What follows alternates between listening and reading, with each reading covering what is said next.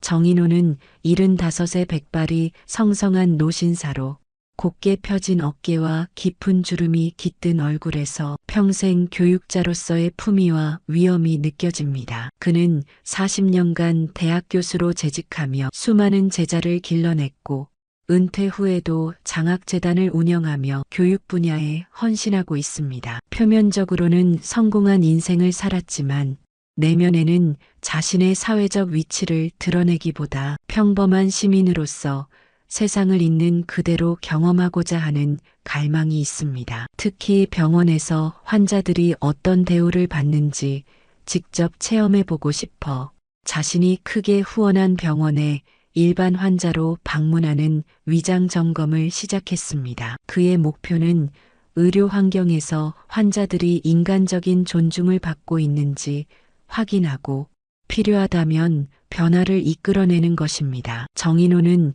위장 점검을 간 병원에서 무슨 일이 생길까요? 오늘의 이야기 시작합니다. 구독과 좋아요 눌러주세요. 정인호는 75번째 생일을 맞이한 지 얼마 되지 않았습니다. 평생을 교단에 서서 학생들에게 지식과 지혜를 전하는 일에 헌신해온 그는 은퇴 후에도 여전히 품위와 위엄을 잃지 않았죠. 하지만 오늘 서울 강남의 대형 대학병원 진료실에 앉아 있는 그의 모습은 그저 주름진 환자에 불과했습니다. 혈압이 조금 높네요. 약을 드릴 테니 드시고 한 달 후에 다시 오세요. 서지훈 의사의 목소리는 기계적이었습니다. 눈도 마주치지 않은 채 컴퓨터 화면만 바라보며 말했어요. 정인호는 겸손하게 고개를 숙였습니다. 선생님, 제가 먹고 있는 다른 약과 함께 복용해도 괜찮을까요? 질문에 서지훈은 짜증 섞인 한숨을 내쉬었습니다. 문제 없습니다.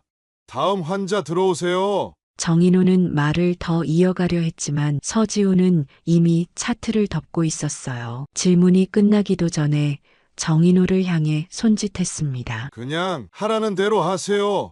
약국에 가면 설명해 줄 겁니다. 진료실을 나오는 정인호의 발걸음은 무거웠습니다. 평생 존경받는 교육자로 살아왔지만 이곳에선 그저 시간을 빼앗는 늙은이 취급을 받고 있었죠. 대기실에 돌아와 처방전을 들여다보는 그의 눈에 물기가 감돌았습니다. 약의 이름도 복용법도 낯설었어요. 불안함이 가슴속에 커졌습니다. 여기 앉아 계세요. 약 찾으러 왔을 때 불러드릴게요. 정인호는 고개를 끄덕이며 대기실 구석자리에 앉았습니다. 병원 내부는 최신식 장비로 가득 차 있었고 의료진들은 분주히 오갔습니다. 하지만 그 어느 곳에서도 따뜻함은 느껴지지 않았어요. 모든 것이 효율과 속도를 위해 존재하는 듯했죠. 정인호는 옆자리에 앉은 노부부를 바라보았습니다. 할머니는 의사의 설명을 이해하지 못한 듯 혼란스러운 표정이었어요. 할아버지도 마찬가지였습니다. 정인호는 스스로를 돌아보았어요. 평생 학생들에게 질문하고 배움을 격려해왔지만 이 병원에서는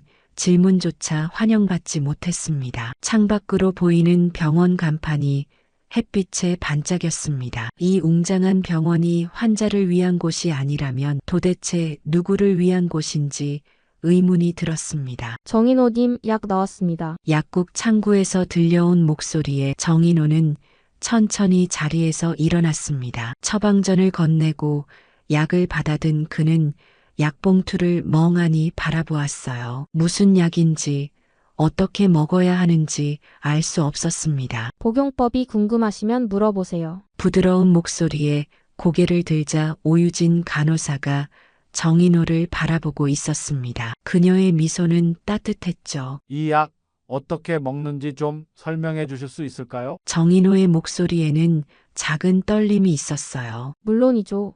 이 약은 혈압을 낮추는 약입니다. 아침에 식사 후 하루 한 번 물과 함께 드시면 돼요. 다른 약과 함께 드셔도 괜찮습니다. 유진은 약봉투를 열어 정인호에게 보여주었습니다. 부작용으로 어지러움이 있을 수 있으니 처음에는 앉았다가 천천히 일어나세요. 불편한 점이 있으시면 언제든지 연락 주세요. 정인호는 감사함에 고개를 숙였습니다. 정말 고맙습니다. 의사 선생님은 바쁘신지 설명을 듣지 못했거든요. 유진의 표정이 잠시 굳었다가 다시 부드러워졌어요. 의사 선생님들이 환자 수가 많아 바쁘시긴 합니다만 설명은 꼭 필요하죠. 제가 도와드릴 수 있어 다행입니다. 그때 서지훈이 약국 쪽으로 다가왔습니다. 오간호사, 다음 환자 차트 준비됐나요? 유진이 정인호에게 양해를 구하고 서지훈에게 다가갔어요. 그러나 서지훈은 크게 목소리를 높였습니다. 환자, 응대는 짧게 하세요. 뒤에 기다리는 사람들이 많아요.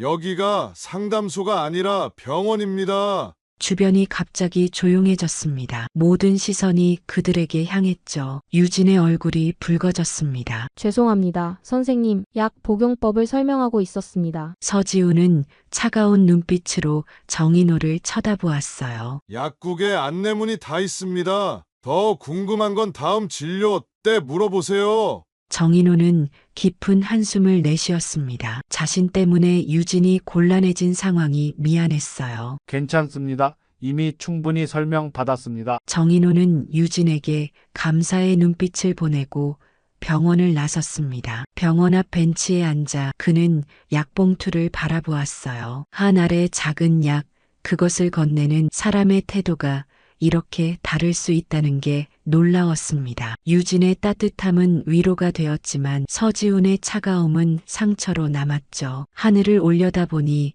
구름이 천천히 흘러갔습니다. 정인호는 무언가 결심한 듯 단단한 표정으로 자리에서 일어났어요. 택시를 잡아 타고는 조용히 한마디 했습니다. 회사로 가주시겠습니까? 다음 날 아침 대학병원 15층 회의실은 긴장감으로 가득 찼습니다. 병원장과 이사진, 각과 과장들이 긴급 소집되었어요. 무슨 일인지 모르는 몇몇 의사들은 의아한 표정으로 서로를 바라보았습니다. 병원장 김민수는 굳은 표정으로 회의를 시작했습니다. 어제 우리 병원에 중요한 분이 방문하셨습니다. 아마 여러분 대부분은 모르셨을 겁니다만 정인호 회장님께서 일반 환자로 내원하셨어요. 순간 회의실이 웅성거렸습니다. 정인호는 이 병원의 설립자이자 최대 후원자였죠. 수십 년간 병원 발전을 위해 수백억을 기부한 인물이었습니다. 회장님께서는 최근 몇 달간 정기적으로 환자 신분으로 우리 병원을 방문하셨습니다. 의료 서비스의 질을 직접 체험하기 위해서였죠. 서지훈은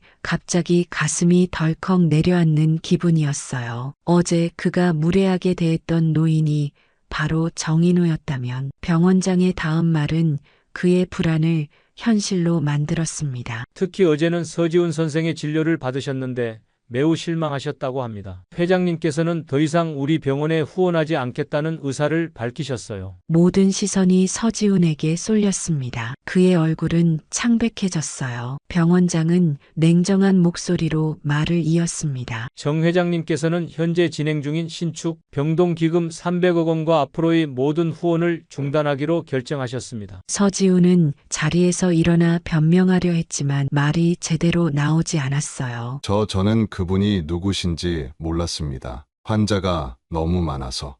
병원장이 손을 들어 그를 제지했습니다. 문제는 그분이 정인호 회장이라서가 아닙니다. 우리가 모든 환자를 그렇게 대한다는 사실이 문제죠. 회장님은 우리 병원이 초심을 잃었다고 말씀하셨습니다. 회의실은 무거운 침묵에 휩싸였어요. 병원장은 한 장의 편지를 꺼냈습니다. 정인호가 보낸 것이었죠. 저는 이 병원이 환자를 위한 곳이길 바랐습니다. 하지만 오늘날 이 병원은 환자의 목소리를 듣지 않습니다. 저는 이제 다른 방식으로 의료계에 기여하려 합니다. 진정한 환자 중심 의료를 실천할 새로운 의료센터를 설립할 것입니다. 병원장의 목소리가 회의실에 울려 퍼졌어요. 서지훈은 자신의 행동이 가져온 결과에 충격을 받았습니다. 한 명의 환자를 무시한 것이 병원 전체의 재앙을 불러온 것이었죠. 그날 오후 서지훈은 인사위원회에 소환되었습니다. 그가 진료했던 다른 환자들의 불만도 함께 검토되었어요. 결국 사직을 권고받았습니다. 서지훈은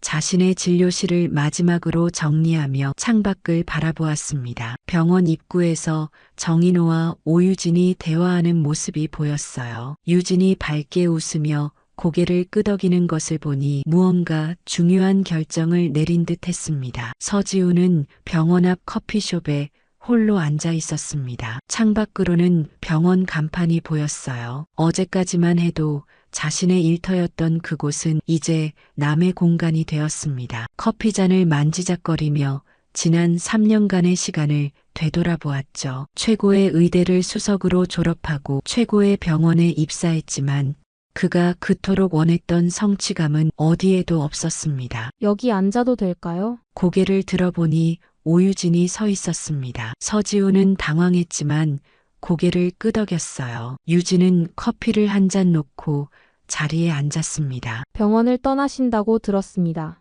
유진이 조심스럽게 말을 꺼냈어요. 서지우는 쓴웃음을 지었습니다. 선택의 여지가 없었죠. 사직을 권고받았으니까요. 침묵이 이어졌습니다. 유진은 잠시 망설이다 입을 열었어요. 저도 병원을 떠납니다. 정인호 회장님의 새 의료센터에서 일하게 됐어요. 서지훈의 눈이 커졌습니다. 그래요. 축하해요. 새로운 시작이네요. 유진은 진지한 표정으로 서지훈을 바라보았어요. 서 선생님, 환자들은 우리에게 자신의 건강과 생명을 맡깁니다. 그런데 우리는 너무 바쁘다는 이유로 그들의 이야기를 듣지 않았어요. 서지훈은 말없이 창밖을 바라보았습니다. 유진의 말이 가슴에 꽂혔어요. 정 회장님께서는 의사들이 환자에게 더 기울이는 시스템을 만들고 싶어 하세요. 의술만큼 중요한 것이 태도라고 믿으시거든요. 서지훈은 쓴웃음을 지었습니다. 이제 와서 무슨 소용이에요. 내 경력은 끝났어요. 유진은 고개를 저었습니다. 끝이 아니라 새로운 시작일 수도 있어요. 서울을 떠나 지방에서 다시 시작해보는 건 어떨까요? 진짜 의사가 되기 위해서요. 그날 저녁 서지훈은 작은 가방 하나를 들고 서울역에 섰습니다. 일주일 전만 해도 상상할 수 없었던 일이었어요. 그는 남쪽의 작은 도시행 기차표를 끊었습니다. 그곳에는 오래된 작은 병원이 그를 기다리고 있었죠. 한편 정인호는 새 의료센터의 청사진을 들여다보고 있었습니다. 오유진은 정인호의 제안을 받아들여 환자 교육 프로그램을 맡게 되었어요. 그녀의 따뜻함과 세심함이 새 센터의 핵심 가치가 될 것이라고 정인호는 확신했습니다. 유진 씨, 이 센터가 의료계의 새로운 표준을 세울 거예요. 환자를 번호가 아닌 사람으로 대하는 곳이 될 겁니다. 유진은 미소를 지었습니다. 회장님, 서지훈 선생님도 기회가 있다면 변할 수 있을 거예요. 정인호는 깊은 생각에 잠겼습니다. 사람은 누구나 실수를 합니다. 중요한 건 그 실수를 인정하고 배우는 자세죠. 지켜봅시다.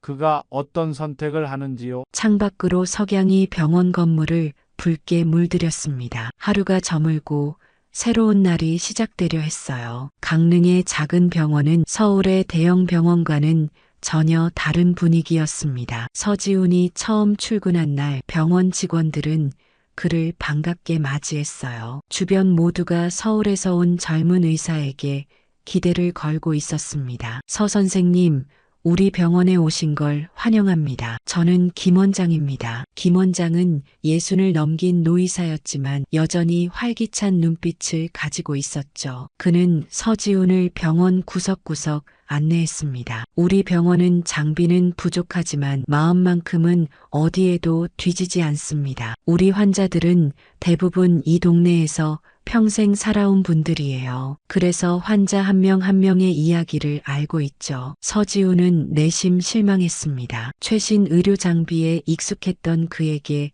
이곳은 너무 초라해 보였어요. 진료실도 서울의 절반 크기에 불과했습니다. 첫 환자는 80대 할머니였습니다. 관절염으로 걷기 힘들어하는 할머니를 보며 서지훈은 습관처럼 차트부터 확인했어요. 통증은 어느 정도이신가요? 1에서 10까지로 표현한다면요? 할머니는 의아한 표정을 지었습니다. 1에서 10이라니 그게 뭔 소리요? 그냥 아파서 걷기가 힘드네. 서지훈은 당황했습니다. 서울에서는 환자들이 의학 용어에 익숙했는데 이곳은 달랐어요. 그는 어색하게 처방전을 작성하며 말했습니다. 진통제를 드릴게요. 하루 3번 드시면 됩니다. 할머니는 처방전을 받아들고 물었습니다. 이거 밥 먹기 전에 먹어야 하나? 후에 먹어야 하나? 서지우는 이런 기본적인 질문에도 짜증이 났지만 김 원장의 시선이 느껴져 참았어요. 식후에 드시는 게 좋습니다. 그럼 부작용은 없나? 내가 소화가 안 좋아서 말이야. 서지우는 한숨을 내쉬려다 멈췄습니다. 평소 같았으면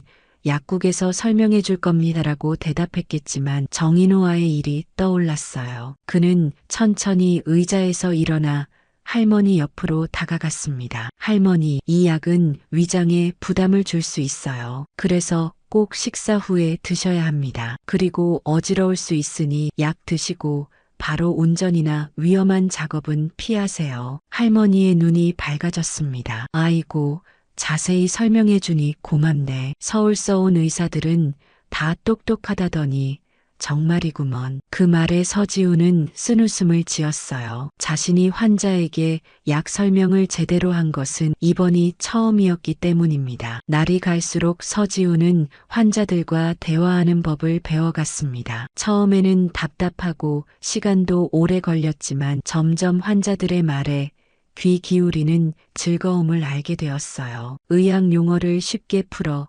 설명하는 방법도 터득했습니다. 한 달이 지난 어느 날 김 원장이 진료를 마친 서지훈을 불렀습니다. 환자들의 반응이 아주 좋아요. 처음엔 서울에서 온 젊은 의사를 경계했지만 이제는 다들 서 선생님을 찾습니다. 서지훈은 부끄러움에 고개를 숙였습니다. 아직 부족한 점이 많습니다. 김 원장은 미소를 지었어요. 의료는 단순한 기술이 아닙니다. 환자의 아픔에 공감하고 그들의 눈높이에 맞춰 소통하는 것, 그것이 진정한 의술의 시작이죠. 서지훈은 그날 밤 작은 아파트에 홀로 앉아 서울에서의 삶을 떠올렸습니다. 화려했지만 공허했던 나날들, 수많은 환자를 보았지만 정작 한 명도 제대로 마주하지 않았던 시간들이었어요. 그는 노트북을 열고 검색창에 정인호 의료센터를 입력했습니다. 화면에는 곧 문을 열 의료센터의 소식이 나왔습니다. 환자 중심 의료라는 슬로건 아래 다가오는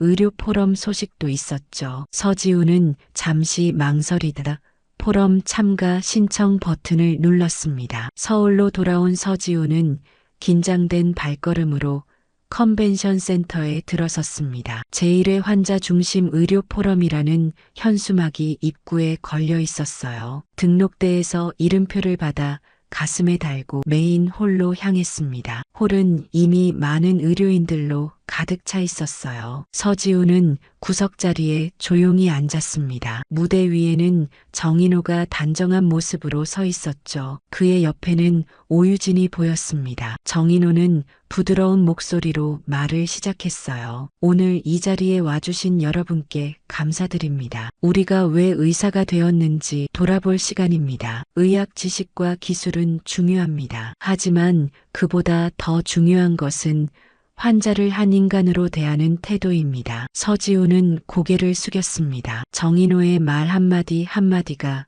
가슴에 박혔어요. 의사와 환자의 관계는 단순한 거래가 아닙니다. 그것은 신뢰와 공감에 기반한 인간적 관계여야 합니다. 우리 센터는 이런 가치를 실현하기 위해 설립되었습니다. 강연이 끝나고 질의응답 시간이 시작되었습니다. 몇몇 의사들이 질문을 던졌고 정인호는 차분히 답변했어요. 마지막 질문자를 찾는 사회자의 목소리에 서지훈은 천천히 손을 들었습니다. 마이크를 받아든 서지훈의 손이 떨렸어요. 정 회장님, 저는 서지훈입니다. 몇 달 전 강남병원에서 회장님을 뵈었습니다. 당시 제가 보인 태도에 대해 진심으로 사과드립니다. 홀 안이 조용해졌습니다. 모든 시선이 서지훈에게 쏠렸어요. 정인호의 눈이 커졌습니다. 저는 그동안 환자를 질병으로만 보았습니다. 사람으로 보지 않았어요. 하지만 지방병원에서 일하며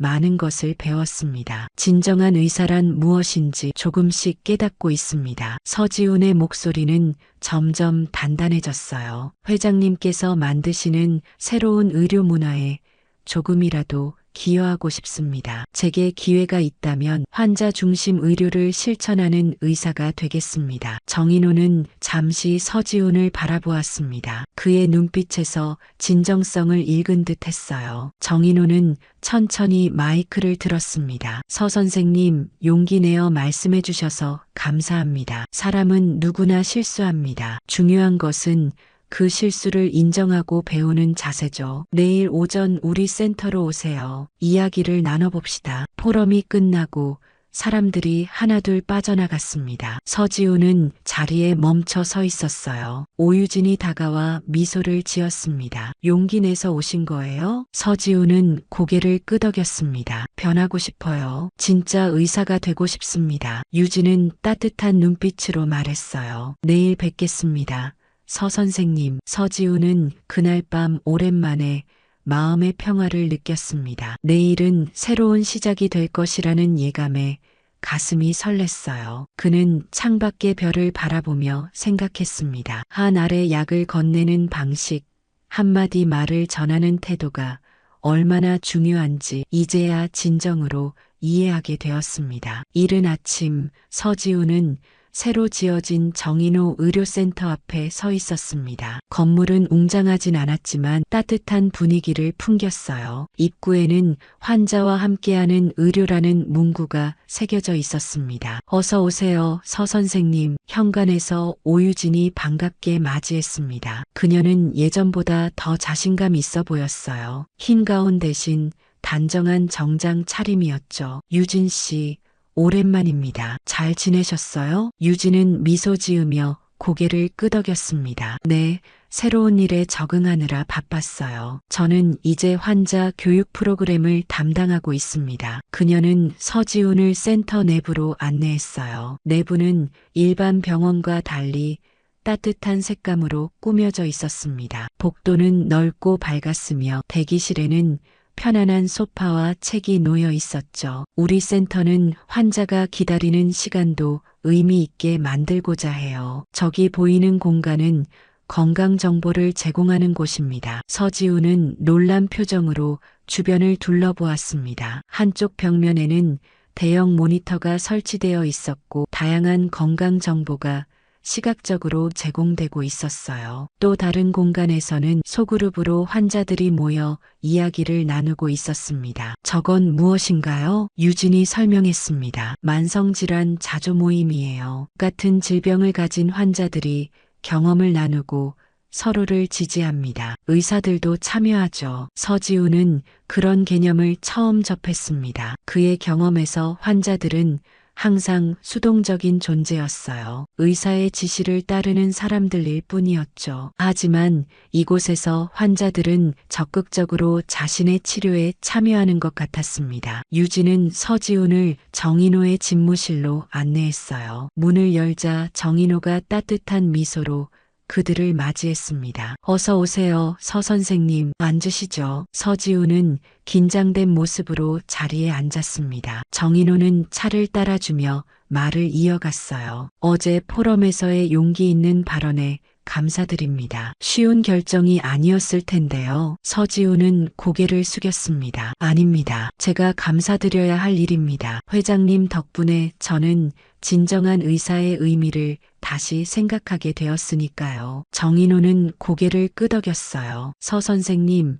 의학적 지식과 기술은 뛰어나십니다. 그동안 부족했던 건 환자를 바라보는 시선이었죠. 그 부분이 달라졌다면 이제 진정한 의사가 될 준비가 된 겁니다. 서지훈의 눈에 눈물이 맺혔습니다. 그는 지난 몇 달간의 경험을 이야기했어요. 지방병원에서 환자들과 소통하며 배운 것들, 의사로서 느낀 보람과 책임감에 대해 진솔하게 털어놓았습니다. 정인호는 주에 깊게 들었어요. 그의 눈빛에서 서지우는 이해와 공감을 읽을 수 있었습니다. 서 선생님, 우리 센터에서 함께 일해보시겠어요? 처음부터 중요한 자리를 맡기긴 어렵습니다. 하지만 환자 교육 프로그램부터 시작해보는 건 어떨까요? 서지우는 놀란 표정을 감추지 못했습니다. 이렇게 쉽게 기회를 얻게 될 줄은 몰랐어요. 그는 감사한 마음으로 고개를 끄덕였습니다. 기회를 주셔서 감사합니다. 열심히 하겠습니다. 정인호는 미소 지었어요. 유진 씨가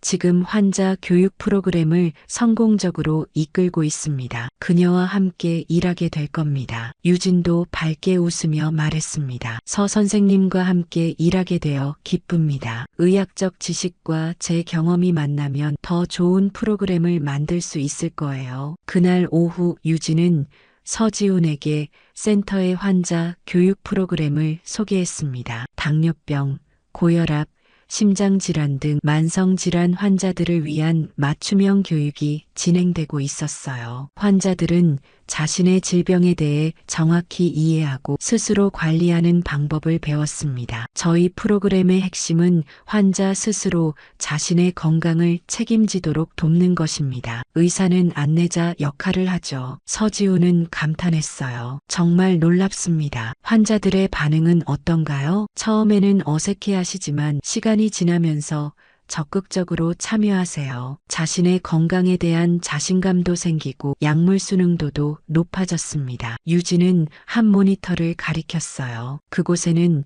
프로그램 참여 전후의 환자 상태가 그래프로 나타나 있었습니다. 혈압, 혈당 수치가 안정적으로 관리되는 것을 확인할 수 있었죠. 이게 바로 우리가 추구하는 의료의 결과입니다. 약만 처방하는 것이 아니라 환자의 삶 자체가 변하는 거죠. 서지우는 깊이 감명받았습니다. 이것이 진정한 치유라는 생각이 들었어요. 그는 결심했습니다. 이곳에서 새로운 의사로 거듭나리라고. 1년이 흘렀습니다. 정인호 의료센터는 전국적으로 그 명성을 알리게 되었어요. 환자 중심 의료의 새로운 표준을 제시하며 다른 의료기관에도 영향을 미치고 있었습니다. 서지우는 이제 센터의 중요한 일원이 되었습니다. 처음에는 환자 교육 프로그램에서 시작했지만 지금은 의사 교육 프로그램까지 담당하게 되었어요. 그의 경험은 귀중한 교훈이 되었습니다. 의학적 지식만으로는 부족합니다. 환자의 이야기에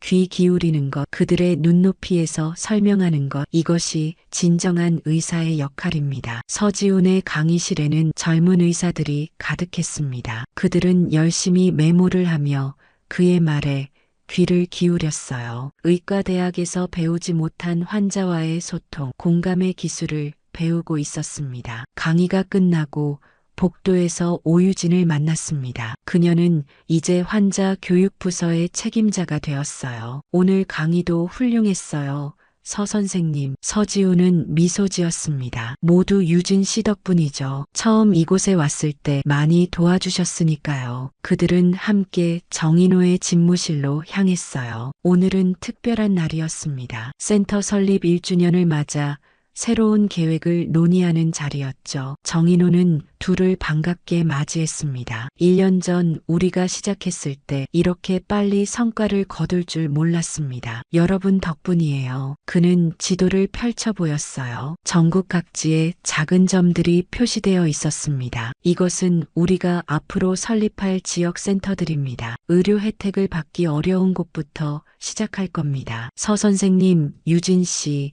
이 일에 함께 해주시겠어요? 두 사람은 서로를 바라보며 환하게 웃었습니다. 그들의 여정은 이제 막 시작되었어요. 그날 저녁 센터 옥상에서 작은 기념 행사가 열렸습니다. 의료진과 행정직원들 그리고 환자 대표들이 함께 모였어요. 정인호는 모두에게 감사의 인사를 전했습니다. 1년 전 우리는 작은 변화를 꿈꿨습니다. 환자를 단순한 질병이 아닌 한 사람으로 대하는 의료, 그것이 우리의 시작이었죠. 그는 서지훈을 바라보았어요. 때로는 실패가 새로운 시작이 되기도 합니다. 서 선생님의 이야기가 그랬죠. 한 번의 실수가 그를 더 나은 의사로 만들었습니다. 서지훈은 깊이 고개를 숙였습니다. 그는 정인호에게 영원히 감사할 것입니다. 자신에게 두 번째 기회를 준 사람이니까요. 다음으로 정인호는 오유진을 소개했습니다. 유진 씨는 처음부터 환자의 마음을 이해했습니다. 그녀의 따뜻함이 이 센터의 핵심 가치가 되었어요. 유진은 부끄러운 듯 미소 지었습니다. 그녀는 단순히 자신의 일을 했을 뿐인데 이렇게 인정받는 것이 새삼 감격스러웠어요. 행사가 끝난 후 세 사람은 센터 앞 벤치에 나란히 앉았습니다. 하늘에는 별이 빛나고 있었어요. 생각해보면 놀랍습니다. 정인호가 말했습니다. 한 병원의 붕괴와 한 사람의 성장, 이 모든 것이 단 한 번의 태도에서 비롯되었다는 것이요. 서지우는 깊이 공감했어요. 정말 그렇습니다. 제가 그날 환자로서의 회장님을 다르게 대했다면 지금 우리는 여기 없었을 겁니다. 유진이 덧붙였습니다. 한 알의 약을 건네는 방식, 그것이 모든 것을 바꿨네요. 그들은 서로를 바라보며 미소 지었습니다. 의료의 본질은 결국 사람과 사람 사이의 관계였습니다. 첨단 장비도 최신 약물도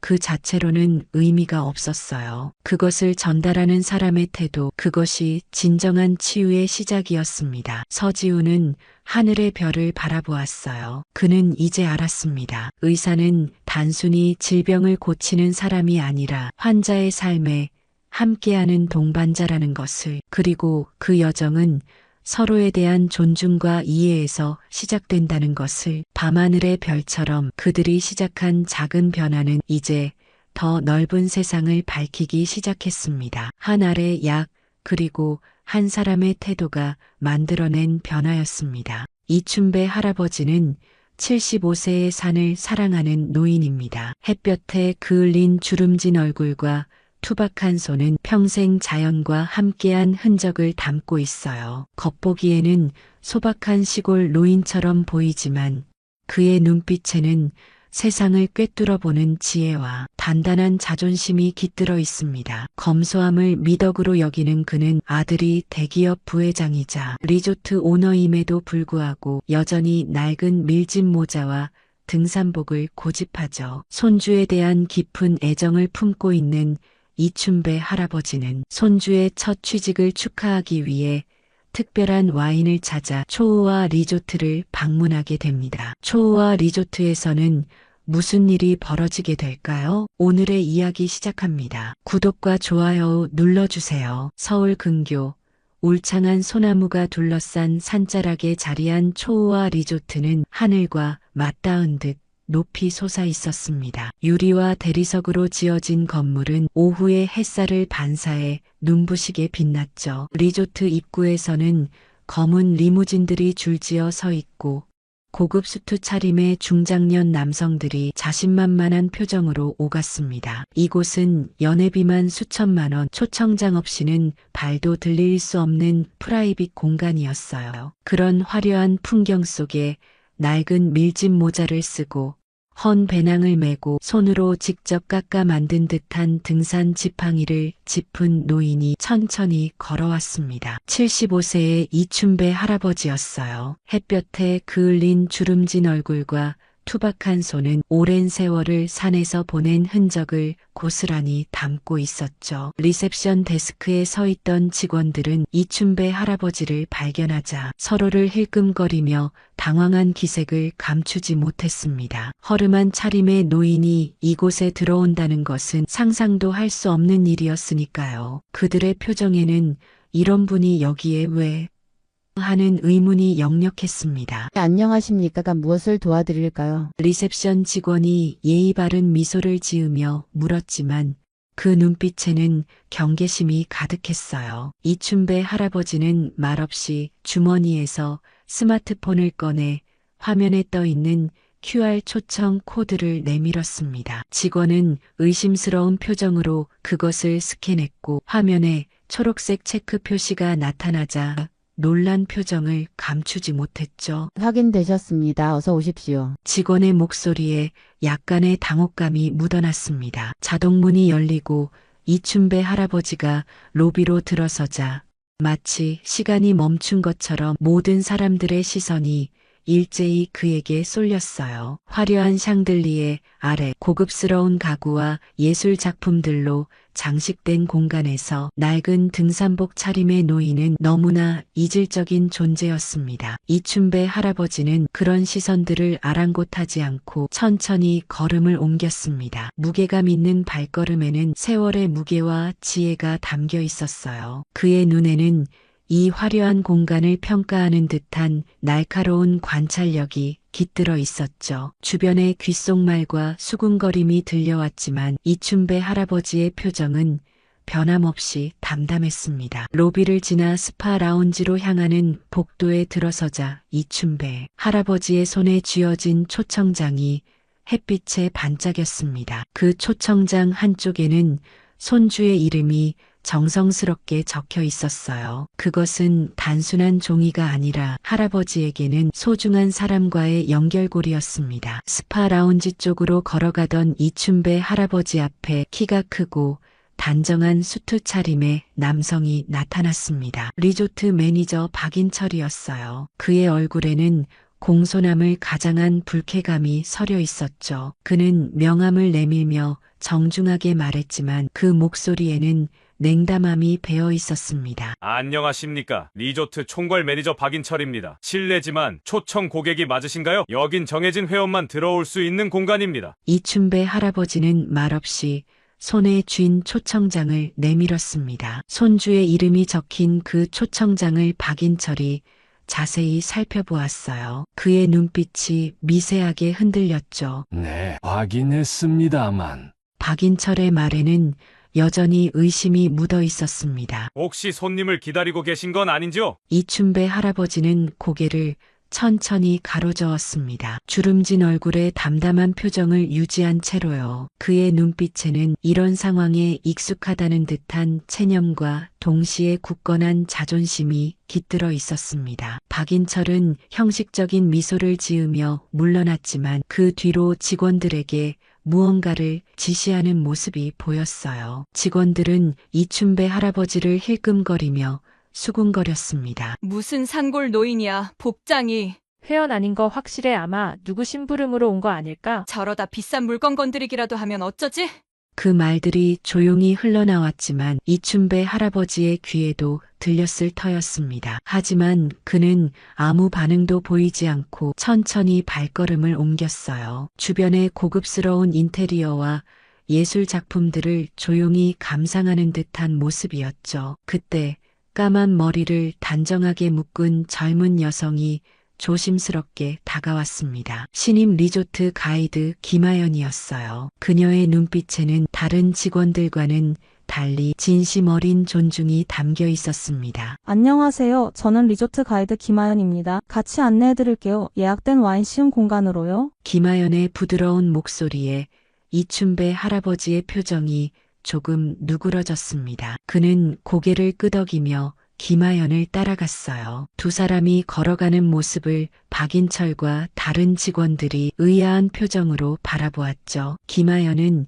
이춘배 할아버지에게 리조트의 역사와 특징을 설명해주며 천천히 걸었습니다. 그녀는 할아버지의 걸음 속도에 맞추어 진심으로 대화를 나누고 있었어요. 이 리조트는 원래 자연과 사람이 어우러지는 공간을 목표로 했다고 해요. 지금은 조금 변했지만요. 김아연의 말에 담긴 아쉬움이 느껴졌습니다. 이춘배 할아버지는 잠시 걸음을 멈추고 김아연을 바라보았어요. 그의 눈빛에는 오랜 세월을 통해 사람을 꿰뚫어보는 지혜가 담겨 있었습니다. 사람이 변했나? 장소가 변했나? 할아버지의 첫마디였어요. 그 목소리는 오랜 세월을 통해 다듬어진 듯 깊고 차분했습니다. 김아연은 잠시 생각에 잠기는 듯 했다가 솔직하게 대답했습니다. 둘 다인 것 같아요. 하지만 결국 사람이 장소를 만드는 법이니까요. 두 사람은 서로를 이해하는 듯한 미소를 주고받으며 와인셀러가 있는 방향으로 걸음을 옮겼습니다. 와인셀러 라운지로 들어서는 순간 이춘배 할아버지의 눈앞에 펼쳐진 광경은 마치 다른 세계와 같았습니다. 높은 천장에서 내려오는 은은한 조명 아래 수백 개의 와인 병들이 유리 진열장 안에서 빛나고 있었어요. 공간 전체에는 오크향과 포도의 향기가 은은하게 퍼져 있었죠. 어둡고 차분한 분위기 속에서 값비싼 빈티지 와인과 최고급 수트, 명품 시계를 착용한 사람들이 서로 대화를 나누고 있었습니다. 이춘배 할아버지는 조심스럽게 한 걸음 내디디며 유리 진열장을 둘러보았어요. 그의 거친 손가락이 유리에 닿기 직전 갑자기 누군가 다가와 그의 팔을 잡았습니다. 손대시면 안 됩니다. 박인철 매니저의 차가운 목소리였습니다. 이 와인 하나가 자동차 한 대 값이에요. 만약 실수로라도 깨뜨리시면 큰일 납니다. 박인철의 말에는 경고의 의미가 담겨 있었지만 그 속에 깔린 무시와 편견이 더 뚜렷하게 느껴졌어요. 이춘배 할아버지는 천천히 손을 내렸습니다. 그의 눈에는 순간 섬광 같은 무언가가 스쳐 지나갔지만 이내 담담한 표정으로 돌아왔죠. 주변 사람들이 이 광경을 힐끗힐끗 쳐다보고 있었습니다. 그들의 시선에는 호기심과 경멸이 뒤섞여 있었어요. 한 여성이 옆 사람에게 귓속말로 속삭이는 소리가 들렸습니다. 저런 분이 어떻게 여기 들어왔지? 무슨 연줄이라도 있나? 이춘배 할아버지는 그런 시선과 말들을 모르는 척하며 유리장 너머의 와인을 뚫어지게 바라보았어요. 그의 주름진 얼굴에는 무언가를 찾는 듯한 진지함이 깃들어 있었습니다. 특히 한쪽 구석에 자리한 오래된 빈티지 와인에 시선이 머물렀죠. 그 와인에는 특별한 점이 있었습니다. 병에 붙은 라벨에는 작은 산의 모습이 그려져 있었고 햇빛 아래 익어가는 포도밭의 풍경이 담겨 있었어요. 이춘배 할아버지의 눈에서 옅은 그리움이 어렸습니다. 박인철은 팔짱을 낀 채 이춘배 할아버지를 감시하듯 지켜보고 있었어요. 그는 직원들에게 눈짓을 하며 할아버지의 행동을 주시하라는 신호를 보냈습니다. 이곳의 모든 것이 할아버지를 거부하고 있는 듯 했죠. 이런 곳은 처음이신가 봐요?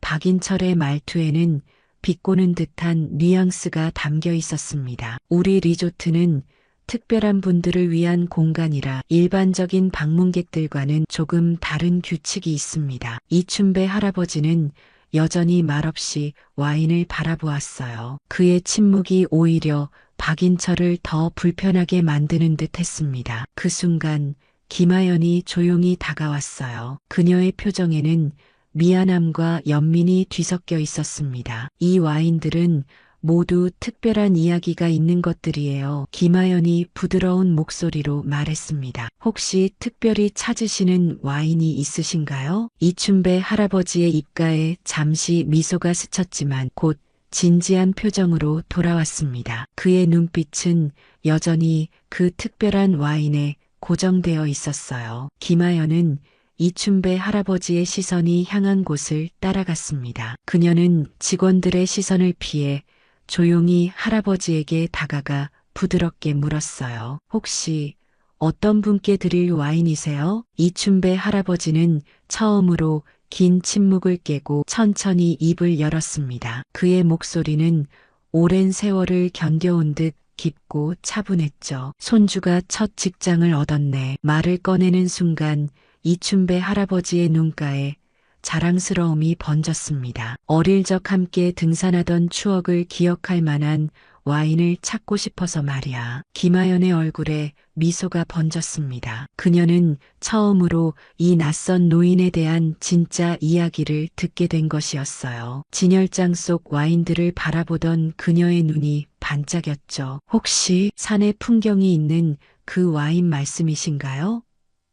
김하연이 물었습니다. 프랑스 알프스 지역의 포도로 만든 빈티지인데 라벨에 산과 일출이 그려져 있어요. 해 뜨는 풍경이 등산의 추억과 잘 어울릴 것 같은데요. 이춘배 할아버지의 눈빛이 밝아졌습니다. 그는 천천히 고개를 끄덕였어요. 김하연은 직원용 카드키로 진열장을 열고 조심스럽게 그 와인을 꺼냈습니다. 이 와인은 1978년산 도메인 라투르예요. 산악 지역의 포도로 만들어져서 특별한 미네랄 맛이 난다고 합니다. 마치 높은 산에서 마시는 물처럼 청량하면서도 깊은 맛이 특징이죠. 김하연의 설명을 들으며 이춘배 할아버지의 표정이 점점 부드러워졌어요. 그의 주름진 손이 와인병을 감싸 안듯 가까이 다가갔습니다. 우리가 처음 설악산에 갔을 때 그 아이는 겨우 8살이었어. 이춘배 할아버지의 목소리에 그리움이 묻어났습니다. 힘들다고 투정도 부렸지만 정상에 올라 해돋이를 보는 순간 그 아이의 눈빛이 지금도 생생하네. 김하연은 깊은 감동을 느끼며 고개를 끄덕였습니다. 그녀는 박인철 매니저의 시선을 피해 살짝 계산대 쪽으로 이춘배 할아버지를 안내했어요. 제가 포장해 드릴게요. 정말 멋진 선물이 될 것 같습니다. 김하연이 와인 포장을 준비하는 동안 이춘배 할아버지는 낡은 등산 배낭에서 검은 가죽 지갑을 꺼냈습니다. 그 모습을 본 주변 사람들의 시선이 일제히 집중되었어요. 허름한 옷차림과는 대조적인 고급스러운 가죽 지갑이었죠. 계산대 직원이 와인 가격을 말했습니다. 1,200만 원입니다. 그 말에 주변이 순간 조용해졌습니다. 이춘배 할아버지는 아무런 망설임 없이 지갑에서 검은색 카드를 꺼내 내밀었어요. 프리미엄 블랙 카드였죠. 직원이 카드를 받아 결제 단말기에 가져다 대자 승인음이 울렸습니다. 결제 완료되셨습니다. 그 순간 와인 셀러 라운지 안의 공기가 미묘하게 변했어요. 이춘배 할아버지를 향하던 차가운 시선들이 의아함과 당혹감으로 가득 찬 눈빛으로 바뀌었습니다. 박인철의 표정에도 미세한 동요가 일었죠. 김하연은 정성스럽게 포장된 와인을 이춘배 할아버지에게 건넸습니다. 그녀의 미소에는 진심이 담겨 있었어요. 손주분이 정말 좋아하실 것 같아요. 등산하며 보는 해돋이처럼 밝은 미래가 펼쳐지길 바랍니다. 이춘배 할아버지는 조용히 고개를 끄덕이며 와인을 받았습니다. 그의 거친 손길이 포장지를 조심스럽게 감쌌어요. 그 손길에는 손주를 향한 깊은 사랑이 묻어났습니다. 박인철 매니저가 급하게 걸음을 옮겨 이춘배 할아버지 곁으로 다가왔습니다. 방금 전까지 차갑고 경계하던 그의 표정이 마치 다른 사람처럼 완전히 바뀌어 있었어요. 억지스러운 미소가 그의 얼굴에 번졌죠. 손님, 정말 죄송합니다. 제가 알아보지 못했군요. 박인철의 목소리에는 억지스러운 친절함이 묻어났습니다. VIP 라운지로 모시겠습니다. 프라이빗 룸을 준비해드리죠. 이춘배 할아버지는 잠시 박인철을 바라보았습니다. 그의 눈빛에는 세상을 오래 살아온 사람만이 갖는 통찰력이 담겨 있었어요. 주름진 얼굴에는 어떤 감정도 드러나지 않았지만 그 침묵이 주는 무게감은 공간 전체를 짓누르는 듯 했습니다. 옷이 허름해도 VIP가 될 수 있나 봅니다. 이춘배 할아버지의 목소리는 차분했지만 그 안에 담긴 의미는 날카로웠어요. 박인철의 표정이 순간 굳었다가 다시 억지 미소를 지었습니다. 아니, 그게 아니라 저희는 모든 손님을 소중히 여기고 방금 전까지는 그렇지 않았던 것 같은데요. 이춘배 할아버지의 말에 주변의 공기가 팽팽해졌습니다. 김하연은 조금 떨어진 곳에서 이 상황을 지켜보며 미세하게 고개를 끄덕였어요. 그녀의 눈빛에는 이춘배 할아버지에 대한 존경심이 깃들어 있었습니다. 박인철은 난처한 표정으로 주변 직원들을 향해 눈짓했어요. 준비된 룸으로 안내해 드리겠습니다. 저희 최고급 와인들을 더 보여드리고 싶습니다. 이춘배 할아버지는 손에 든 포장된 와인을 바라보며 천천히 고개를 가로저었습니다. 이미 내가 찾던 것은 찾았소. 더 필요한 건 없습니다. 그 순간 리조트 로비에서 소란스러운 소리가 들려왔어요. 여러 직원들이 누군가를 맞이하는 분주함이 느껴졌습니다. 박인철의 표정이 긴장으로 바뀌었죠. 그는 무언가 중요한 일이 벌어지고 있다는 것을 직감한 듯 했어요. 손님, 잠시만 기다려 주시겠습니까? 제가 확인하고 오겠습니다. 박인철은 급하게 로비 쪽으로 향했습니다. 이춘배 할아버지는 창가로 걸어가 밖을 바라보았어요. 리조트 정문 앞에 고급 검은색 SUV 한 대가 막 도착한 것이 보였습니다. 차에서 내리는 사람의 모습이 희미하게 보였지만 이춘배 할아버지의 눈빛에는 이미 알고 있다는 듯한 표정이 어렸어요. 자본의 힘이란 참 신기한 것이지요. 이춘배 할아버지가 조용히 중얼거렸습니다. 카드 한 장에 사람들의 태도가 바뀌니 말입니다. 김하연이 조심스럽게 다가와 말했습니다. 그렇지만 모든 사람이 그런 건 아니에요. 진짜 가치를 알아보는 사람도 있습니다. 이춘배 할아버지는 잠시 김하연을 바라보았어요. 그의 눈빛이 부드러워졌습니다. 내 말이 맞네. 세상에는 아직 희망이 있어. 로비에서 들리는 소란이 점점 커졌습니다. 직원들의 공손한 인사소리와 발걸음 소리가 가까워졌어요. 이춘배 할아버지는 그 소리를 듣고 있으면서도 평온한 표정을 유지했습니다. 마치 곧 일어날 일을 이미 알고 있는 것처럼 차분했죠. 와인셀러 라운지의 문이 활짝 열리며 로비의 소란스러운 소리가 더욱 선명하게 들려왔습니다. 직원들이 일제히 고개를 숙이고 경례하는 모습이 보였어요. 문 앞에는 박인철 매니저가 공손하게 허리를 굽히고 서 있었죠. 부회장님, 이쪽으로 오셨군요. 특별히 찾으시는 와인이라도 있으신가요? 문 앞에 선 남자는 50대 중반의 카리스마 넘치는 인상이었습니다. 완벽하게 재단된 고급 수트와 절제된 액세서리가 그의 지위를 말해주고 있었어요. 리조트 오너이자 대기업 부회장 이도영이었습니다. 그의 눈빛은 날카롭고 관찰력이 넘쳤죠. 특별한 와인이 아니라 특별한 사람을 찾고 있네. 이도영의 목소리는 조용했지만 권위가 느껴졌습니다. 이도영은 라운지 안을 둘러보다가 창가에 서 있는 이춘배 할아버지를 발견했어요. 그 순간 그의 표정이 완전히 바뀌었습니다. 권위적인 모습은 사라지고 공경심이 가득한 표정으로 변했죠. 이도영은 주저없이 이춘배 할아버지를 향해 걸어갔습니다. 라운지 안의 모든 사람들이 놀란 눈으로 이 광경을 지켜보았어요. 대기업 부회장이 허름한 차림의 노인에게 다가가는 모습은 그들에게 상상도 할 수 없는 일이었죠. 이도영은 이춘배 할아버지 앞에 서자마자 깊이 고개를 숙였습니다. 아버지, 오셨군요. 그 한마디에 라운지 안은 순식간에 침묵에 빠졌어요. 박인철의 얼굴이 창백하게 변했고 다른 직원들도 당혹스러운 표정을 감추지 못했습니다. 이춘배 할아버지가 바로 리조트 오너의 아버지였던 것입니다. 그래, 내가 말한 곳이 어떤지 직접 보고 싶었다. 이춘배 할아버지의 목소리는 여전히 차분했지만 그 안에는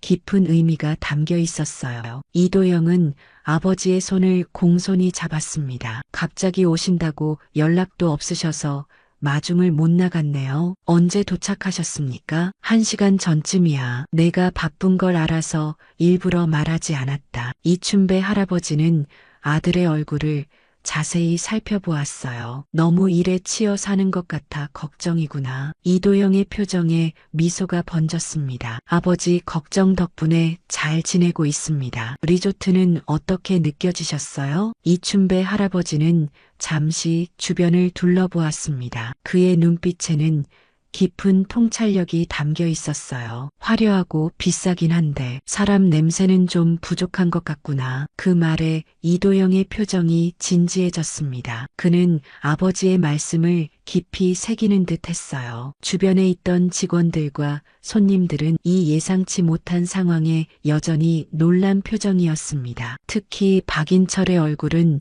창백하게 변해 있었죠. 이도영은 아버지에게 다시 물었습니다. 혹시 불편한 점이라도 있으셨습니까? 이춘배 할아버지는 대답 대신 김하연을 가리켰어요. 저 젊은이는 진심으로 사람을 대하더구나. 앞으로 좋은 직원이 될 거야. 김하연의 얼굴이 붉어졌습니다. 그녀는 공손히 고개를 숙이며 감사의 뜻을 표했어요. 이도영 부회장은 진지한 표정으로 아버지의 말씀을 새겼습니다. 그리고 곧 조용하지만 단호한 목소리로 박인철을 불렀어요. 박 매니저, 이리 오세요. 박인철의 다리가 후들거리는 것이 눈에 보였습니다. 그는 억지로 미소를 지으며 다가왔지만 그 표정 뒤에 감춰진 불안감은 감출 수 없었어요. 라운지 안의 모든 사람들이 이 상황을 지켜보고 있었죠. 네, 부회장님, 무엇을 도와드릴까요?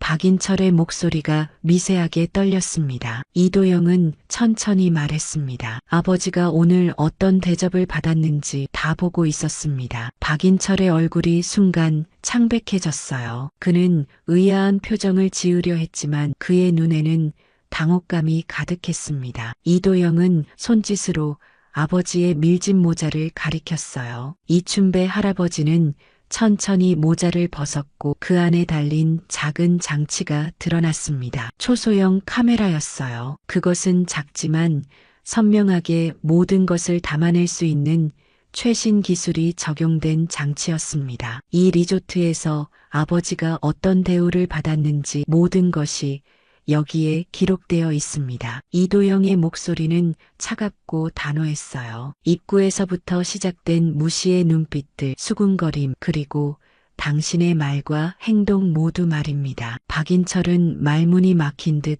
아무 말도 하지 못했습니다. 주변에 있던 직원들과 손님들도 당혹스러운 표정을 감추지 못했어요. 방금 전까지 이춘배 할아버지를 향했던 그들의 태도가 모두 기록되어 있다는 사실이 그들을 불편하게 만들었죠. 이도영은 계속해서 말했습니다. 여긴 외모로 판단하지 말자고 만든 공간입니다. 당신은 그 가치를 망각했어요. 지금 이 순간부로 면직입니다. 박인철의 얼굴이 하얗게 변했습니다. 그는 변명하려 했지만 말이 제대로 나오지 않았어요. 부회장님, 오해가 있으신 것 같습니다. 저는 단지 리조트의 품격을 유지하려고. 품격? 이도영이 박인철의 말을 자르며 물었습니다. 진정한 품격이란 비싼 옷이나 외모가 아니라 사람을 어떻게 대하느냐에 있는 것입니다. 그걸 망각한 당신이 이 리조트의 매니저라는 사실이 더 큰 문제였군요. 이도영은 고개를 돌려 김하연을 바라보았어요. 그녀는 여전히 조용히 서서 이 상황을 지켜보고 있었습니다. 김하연 씨 맞죠?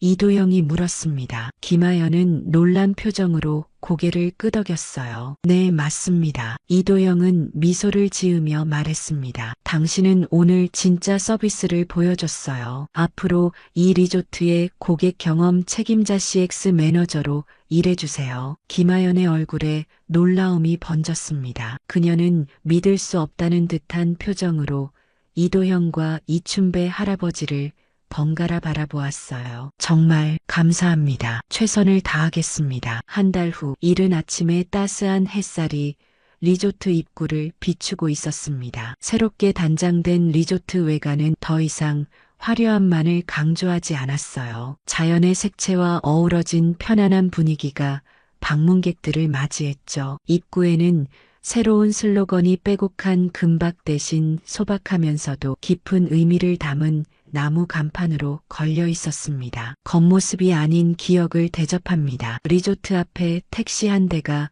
멈춰 섰습니다. 차에서 내린 사람은 이춘배 할아버지였어요. 지난번과 달리 그는 좀 더 단정한 평상복 차림이었지만 여전히 소박한 모습이었습니다. 그의 옆에는 말끔한 셔츠에 단정한 바지를 입은 젊은 남성이 함께했죠. 이춘배 할아버지의 손주였습니다. 할아버지, 정말 이렇게까지 해주실 필요 없으셨는데. 손주의 목소리에는 미안함과 감사함이 뒤섞여 있었어요. 이춘배 할아버지는 손주의 어깨를 토닥이며 미소를 지었습니다. 내 첫 월급으로 나를 초대했잖니. 그보다 더 기쁜 일이 어디 있겠어? 로비에 들어서자 김하연이 밝은 미소로 그들을 맞이했습니다. 그녀는 품이 있는 정장 차림이었지만 그 안에 담긴 진심 어린 환대는 변함이 없었어요. 안녕하세요.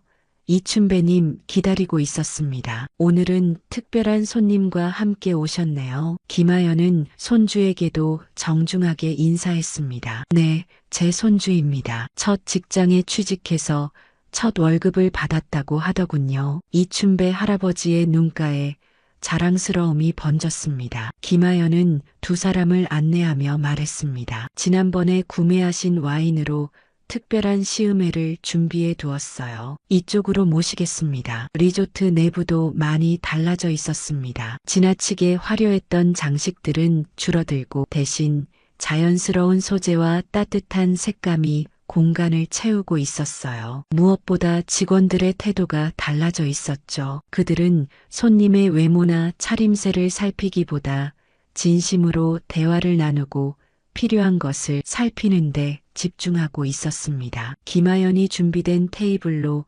이춘배 할아버지와 손주를 안내했어요. 테이블 위에는 지난번 구입한 와인이 정성스럽게 세팅되어 있었고 창밖으로는 아름다운 산 풍경이 펼쳐져 있었습니다. 여기 앉으시면 산 전경이 가장 잘 보입니다. 이춘배님께서 등산을 좋아하신다고 들어서 특별히 이 자리를 준비했어요. 손주는 놀란 표정으로 할아버지를 바라보았습니다. 할아버지, 여기 사람들이 할아버지를 어떻게 알아요? 이춘배 할아버지는 미소만 지을 뿐 대답하지 않았어요. 김하연이 와인을 따르는 동안 이도형 부회장이 조용히 다가왔습니다. 아버지, 오셨군요. 오늘은 특별한 손님과 함께 오셨네요. 이도영은 손주에게 인사를 건넸습니다. 처음 뵙겠습니다. 할아버지께서 정말 자랑스러워 하시더군요. 세 사람이 대화를 나누는 동안 이춘배 할아버지는